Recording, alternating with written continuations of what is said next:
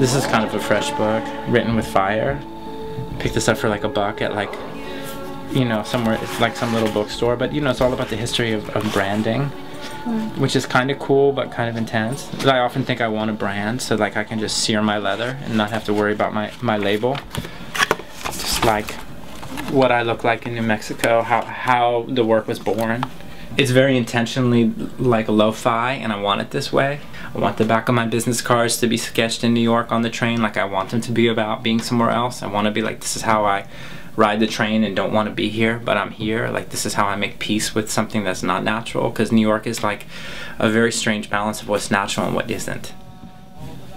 I sort of was into that level of romanticism, and so like I went out to New Mexico, bought an old pickup truck, adopted a crazy cattle dog, you know. I just felt like if I'm gonna be an independent and if I'm gonna be a dreamer, like I want to create things that feel like that. If this were leather, I would strip this off and it would be like, hey, no.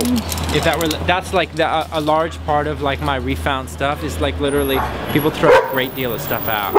Hey, this is a really gorgeous piece of leather that I pulled off of a chair someone had thrown out in Chelsea, but if you put your hand on it, it's extremely heavy, so it will make a really beautiful quote-unquote curbside piece. Like this piece right here is from my curbside series, and it's really all about the kind of leather that people throw out. And this is a conglomerate of chairs, like old leather chairs that people have thrown out that I basically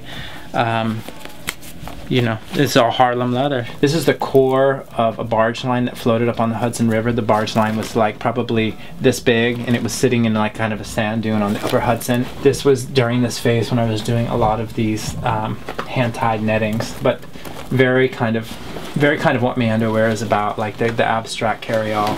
But the pack that whole like, yo, I'm ready to put it on. I'm ready to get on the bus. Like I'm ready to go. Like, I'm sorry, like that's how I grew up, like really never wanting to be anywhere, always wanting to go somewhere, like never, always thinking the grass was always greener, and always learning that everywhere you go, there you are. But like, I'm not a trust fund artist, so for me it's about creating creating a livelihood and being able to have it be sustainable. So like, that's my dream. It's not to get rich, it's like, no, this is self-made, and this is really to speak to those that are into it, and it's so that I can maintain my livelihood.